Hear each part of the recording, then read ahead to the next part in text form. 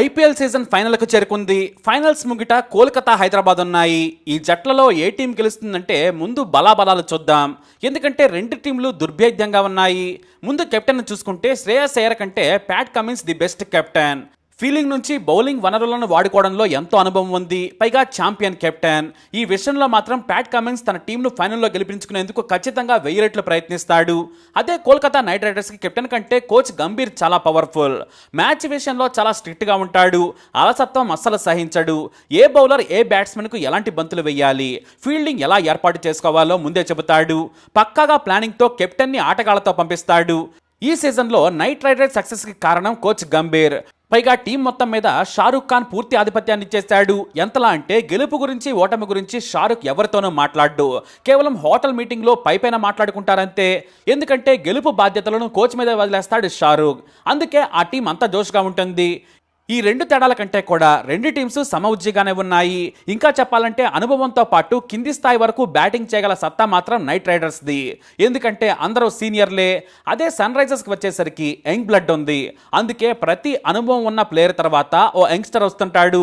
Batting ఆర్డర్ను జాగ్రత్తగా గమనిస్తే బేకర్ ఫామ్లో ఉన్నా కూడా క్లాసన్ను కిందకు పంపించడం కారణం అదే కానీ నైట్ రైడర్స్ని చూసుకుంటే సునీల్ నరైన్ నుంచి Shreyas Iyer, Rinku Singh, Russell, Mitchell Starc, Varun Venkatesh అయ్యర్లు ఇలా ఉన్నారు. కానీ వీరందరికంటే కూడా సన్ రైజర్స్ పై చేయి. ఎందుకంటే ఉన్న వనరులతో భీకరమైన అగ్రెసివ్ అప్రోచ్తో బ్యాటింగ్ను కొత్తగా దంచొచ్చు, శృతి మెత్తగా కొట్టొచ్చని నిరూపించిన జట్టు సన్ రైజర్స్. ఓపెనర్లు అభిషేక్ శర్మ, ట్రావిస్ హెడ్లు కేవలం పవర్ ప్లే వరకు ఉంటే చాలు, స్కోరు మాత్రం 100 దాటిపోతుంది. ఒక 12 ఓవర్లు కానీ ఉన్నారంటే 150 నుంచి 180 కొడతారు. వినుల విందుగా దంచి కొట్టేస్తారు. మరి ఇలానే అటు కోల్కతాకి నరేన్ ఉన్నాడు. కానీ అభిషేక్, ట్రావిస్ హెడ్కు ఉన్నంత స్ట్రైక్ రేట్ మాత్రం లేదు. వీరిద్దరిది 200లకు పైగా ఉంది. కాబట్టి ఓపెనింగ్ విషయంలో మాత్రం సన్ రైజర్స్దే పై చేయి. ఈ రేంజ్ పవర్ హిట్టర్స్ కోల్కతాకు లేరు. నరేన్కు తోడుగా గుర్బాజ్ వచ్చాడు. కానీ అతని సులువుగానే బాల్తా కొట్టించగలరు. అలానే తక్కువ అంచనా అస్సలు వేయకూడదు. హైదరాబాద్ ఓపెనింగ్ పేరుతో పోల్చుకుంటే నైట్ రైడర్స్ తక్కువే. ఇక పవర్ హిట్టర్స్ను చూద్దాం. రాహుల్ త్రిపాఠి ఎరగదీస్తున్నాడు. క్వాలిఫైర్స్ 2లో కూడా ఆ మాత్రం స్కోర్ చేసి గెలిచిందంటే త్రిపాఠినే కారణం. తన వ్యక్తిత్వానికి భిన్నంగా ఉతికి ఆరేస్తున్నాడు. ఆ తర్వాత మార్క్రమ్ వస్తున్నాడు. కానీ ఈ సీజన్లో చెత్తగా ఫెయిల్ అయ్యాడు. అతని స్థానంలో గెన్ ఫిలిప్స్ను ఎందుకు ఆడనివ్వడం లేదో మిస్టరీగానే నిలిచింది. ఫిలిప్స్ కూడా భయంకరమైన బ్యాట్స్మెన్. ఆ తర్వాత నితీష్ కుమార్ రెడ్డి వస్తాడు. అయితే నితీష్ కాన్ఫిడెన్స్తో ఆడినప్పుడే నిలబడుతున్నాడు. కానీ ఆడాడంటే మాత్రం రన్ రేట్ను మెయింటైన్ చేస్తూ అనుభవం ఉన్న ప్లేయర్లు ఆడుతాడు. కావాలంటే మొత్తం ఇన్నింగ్స్ను తన భుజంపై వేసుకోగల సత్తా ఉంది. ఇక ఆ తర్వాత క్లాసన్. హైదరాబాద్ టీం కింగ్ అంటే హెన్రిచ్ క్లాసన్ మాత్రమే.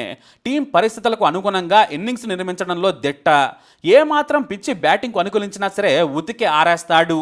వికెట్లు పడుతుంటే మాత్రం జాగ్రత్తగా ఆడుతూ ఇంటర్వెల్లో 4లు 6లు కొడుతూ రన్ రేట్ని ముందుకు తీసుకెళ్లడంలో మంచి ఎక్స్పర్ట్. ఇక స్పిన్ లో కూడా నిలబడి 6లను బాధగలడు. ఇక షాబాజ్ దూకుడుగా ఆడగలడు, నెమ్మదిగా ఆడగలడు. కానీ వికెట్ పోతుందనే భయంలో ఉంటాడు. అందుకే బాధ్యతాయుతంగా ఆడుతాడు. ఇప్పుడు స్పిన్ తో కూడా తడాకా చూపించాడు. చెన్నై పిచ్ మీద ఫైనల్లో మరోసారి లెఫ్ట్ హ్యాండ్ స్పిన్నర్ గా అభిషేక్ తో కలిసి 8 ఓవర్లు పంచుకునే ఛాన్స్ ఉంది. అంటే సగం బౌలింగ్ వీరికే దక్కే ఛాన్స్ ఉంది. దీంతో బ్యాటింగ్ మీద హైదరాబాద్ చూసుకుంటే బేకరంగా ఉంది. ఓపెనర్లు కానీ 10 ఓవర్లు ఉంటే మాత్రం ఒక మ్యాచ్ని హైదరాబాద్ నుంచి లాక్కోవాలంటే మాత్రం బ్రహ్మదేవుడు దిగి రావాల్సిందే. వేర కొట్టుడు, నాటు కొట్టుడుతో మ్యాచ్ని మార్చేయడమే కాదు, కళ్ళు మూసి తెరిచేలోపే ఖతం చేసేస్తారు. వీరిద్దరిని చూసే ఏ టీమైనా కూడా భయపడుతూ ఉంటుంది. వారు పోతే కానీ ప్రత్యర్థులకు మరీ ముఖ్యంగా బౌలర్లకు నిద్ర పట్టదు. లేదంటే వణుక్కుంటూ ఆడాల్సిందే. ఇప్పటి వరకు ట్రావిస్ హెడ్, అభిషేక్లు సరిగ్గా నైట్ రైడర్స్ని ఉతకలేదు. ఫైనల్లో కానీ కలిసి వస్తే మాత్రం రిన్స్ అబ్బేసి ఉతకటం ఖాయం. అదే జరిగితే కప్పు హైదరాబాద్దే. అయితే కండిషన్స్ అప్లై. ఎందుకంటే ఈ సీజన్ మొత్తం టీం మొత్తం కలిసికట్టుగా ఆడుతూ నెంబర్ 1 పొజిషన్కి వచ్చింది నైట్ రైడర్స్. ఒకరు ఆడకపోతే మరొకరు టీంని ఆదుకుంటున్నారు. ఒకరు బౌలింగ్లో విఫలమైతే మరొకరు చేయిస్తున్నారు. ఇక ఫీల్డింగ్లో కూడా నైట్ రైడర్స్ సూపర్. నైట్ రైడర్స్కు మంచి స్పిన్ బౌలింగ్ ఉంది. అందుకే దాదాపుగా 25 కోట్లు పెట్టి మిచెల్ స్టార్క్ను కొన్నది. ఆ డబ్బులకు పైసాకి పైసా వసూలు చేశాడు స్టార్క్. ఏకంగా తన టీంని ఫైనల్కు తీసుకెళ్లేలా ట్రావిస్ హెడ్ను అవుట్ చేశాడు. గతంలో 60 సార్లు అవే బంతులతో హెడ్ని అవుట్ చేశాడు. అదే పద్ధతిలో బాదుడికి అలవాటు పడ్డ హెడ్ దొరికిపోయాడు. కానీ చెన్నైలో ఆ ఛాన్స్ ఇవ్వదలుచుకోలేదు. రాజస్థాన్ అలాంటి ప్రయత్నమే చేసినా తన శైలికి భిన్నంగా పిచ్ని అర్థం చేసుకుని స్లోగా ఆడాడు. అంతేకాదు వికెట్ పారేసుకుంటే టీములో అత్యధికంగా బాధపడేది హెడ్డే. కోల్కతాతో జరిగిన మొదటి క్వాలిఫైర్లో డకౌట్ కాగానే కళ్ళలో నీళ్లు తిరుగుతుంటే అణుచుకొని తల వంచుకొని వెళ్ళాడు. కాబట్టి ఇక్కడ స్టార్క్ వర్సెస్ హెడ్ పోటీ అదిరిపోతుంది. మిచెల్ స్టార్క్ అద్భుతమైన ఫామ్ లో ఉన్నాడు కాబట్టి అంత సులువుగా సన్ రైజర్స్ ను వదిలిపెట్టాడు. ఆ తర్వాత వైభవ్ అరోరా, హర్షిత్ రాణాలు కూడా రాణిస్తున్నారు. రషల్ స్లో బంతులతో వికెట్లు తీయడంలో దిట్ట. కానీ వీరికంటే కూడా నటరాజన్, భువనేశ్వర్, కమిన్స్ తో కూడిన పదునైన పేస్ బౌలింగ్ ఉంది. కానీ స్పిన్ లో మాత్రం నైట్ రైడర్స్ తే పై చేయి. సునీల్ నరేన్ స్పిన్ ను అర్థం చేసుకోవడం అంత సులువు కాదు. కానీ ఈసారి నరైన్ను బాగా ఆడిన టీం ఉందంటే అది సన్ రైజర్సే. కాబట్టి అతనికి భయపడదు టీం. అలానే నరైన్ ఎప్పుడు ఒకే ప్లాన్తో వస్తాడనుకోవద్దు. పైగా చపాక్ స్టేడియంలో స్పిన్ బౌలర్లదే బలం. ఇక వరుణ్ చక్రవర్తి కూడా ఎరగదీస్తున్నాడు. హైదరాబాద్ విషయానికి వస్తే నాణ్యమైన ఫుల్ టైం స్పిన్నర్లు ఉన్నారు. కానీ పిచ్ అనుకూలిస్తే బంతిని గింగిరాలు తిప్పుతామని షాబాజ్, అభిషేక్లు నిరూపించారు. మార్క్రమ్ వేయగలడు కానీ ప్రాక్టీస్ లేకపోవడంతో కాస్త బంతులు గతి తప్పుతున్నాయి. దీంతో ఒక ఓవర్ తర్వాత ప్యాట్ కమిన్స్ రిస్క్ తీసుకోలేక మళ్లీ బంతిని ఇవ్వలేదు. బహుశా మళ్లీ ఫైనల్ కు మార్క్రమ్ ఉంటే మాత్రం ఫుల్ టైం ఉపయోగించుకునే ఛాన్స్ ఉంది. ఇక ఇంపాక్ట్ ప్లేయర్ ను వాడుకోవడంలో హైదరాబాద్దే పై చేయి. హైదరాబాద్ తో మ్యాచ్ లో కోచ్ డానియల్ వెటోరీ చాలా వ్యూహాత్మకంగా షాబాజ్ ను ఇంపాక్ట్ ప్లేయర్ గా పంపించాడని ప్యాట్ కమిన్స్ చెప్పాడు. అది వర్కౌట్ అయింది. 18 బంతుల్లో 18 పరుగులు చేయడమే కాదు, ఏకంగా కీలకమైన 3 వికెట్లు తీసి మ్యాచ్ ను గెలుపు ముంగిట ఉంచాడు. అదే నైట్ రైడర్స్ విషయానికి వస్తే left hand spinner Anukul Roy లేదా వైభవ్ అరోరాకి వచ్చే ఛాన్స్ ఉంది. కానీ వీళ్ళని హైదరాబాద్ బ్యాట్స్మెన్స్ ఆడుకోగలరు. అయితే మిచెల్ స్టార్క్, నరైన్, వరుణ్ చక్రవర్తి, రషల్, నితీష్ రాణాలు ఎరగదీస్తున్నారు. ఈ సీజన్ మొత్తం బాగా ఆడుతున్నారు. అయితే ఇక్కడ ఫినిషర్స్ హైదరాబాద్కు మాత్రం లేరు. కానీ కోల్కతాగా మాత్రం చివరి బంతి వరకు ఉన్నారు. రింకు సింగ్ పూనకం వస్తే అంతే సంగతులు. ఇక హైదరాబాద్ విషయానికి వస్తే మాత్రం సమద్ సరిగ్గా నిరూపించుకోవాలి. ఒకే మ్యాచ్లో బాగా ఆడాడు. దీంతో మంచి ఫినిషర్ లేక హైదరాబాద్ టీం చివరిలో పరుగులు చేయలేక చతికిల పడుతోంది. రాజస్థాన్ మ్యాచ్లో అదే జరిగింది.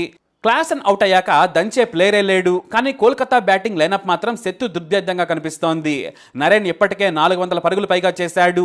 కానీ ఫిల్ సాల్ట్ లేకపోవడం వారికి దెబ్బే. తర్వాత వెంకటేష్ అయ్యర్ వస్తాడు, మంచి బ్యాట్స్మెన్, వన్ డౌన్ లో నమ్మదగిన వ్యక్తి.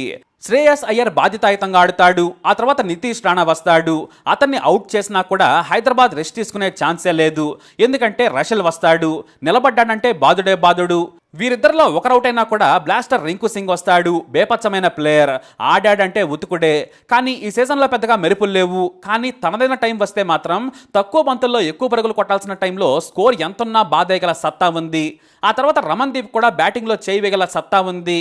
ఏమైనా స్టార్క్, హర్షిత్, చక్రవర్తులు మాత్రమే బ్యాటింగ్ చేయరు. మిగతా 8 మంది బ్యాటింగ్ను జులించి భారీ స్కోర్లు చేయగలరు. ఇక హైదరాబాద్కు ఇంత పొడవు లైనప్ మాత్రం లేదు. ఉన్నా కూడా గుంటూరు కారం రేంజ్లో ఘాటైన బ్యాటర్స్ లేరు. ఆడితే చిచ్చర పిడుగులే. అభిషేక్ శర్మ, ట్రావిస్ హెడ్, ఆ తర్వాత త్రిపాఠి, మార్క్రమ్. వీరు పోతే వాడమ్మ ముగుడన్నట్లు క్లాస్ను వస్తాడు. సమద్ నిలబడితే చొక్కలే. వీరందరి మధ్యలో నితీష్ కుమార్ రెడ్డి నిలబడినా కూడా స్కోరు స్కైని తాకుతోంది. ఏదేమైనా ఫైనల్లో హైదరాబాద్ గెలవాలంటే అభిషేక్ శర్మ, ట్రావిస్ హెడ్లు రెచ్చిపోవాలి. కనీసం ఒక్కరైనా. ఇక అదే బ్యాటింగ్లో నైట్ రైడర్స్ గెలవాలంటే నరేన్, వెంకటేష్, శ్రేయస్, రషల్, రింకులు రెచ్చిపోవాలి.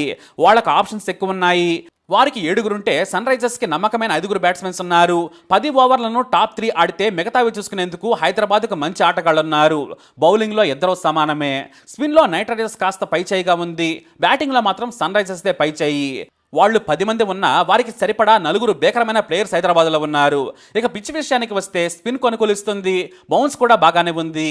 రాజస్థాన్తో ఆడిన అనుభవం హైదరాబాద్కు ఉండడం కలిసి వచ్చిన అంశం. ఇంకా చెప్పాలంటే ప్యాట్ కమిన్స్ ఈ పిచ్ను అంచనా వేసేందుకు క్వాలిఫైయర్ 1ని లైట్ తీసుకున్నాననే టాక్ కూడా ఉంది.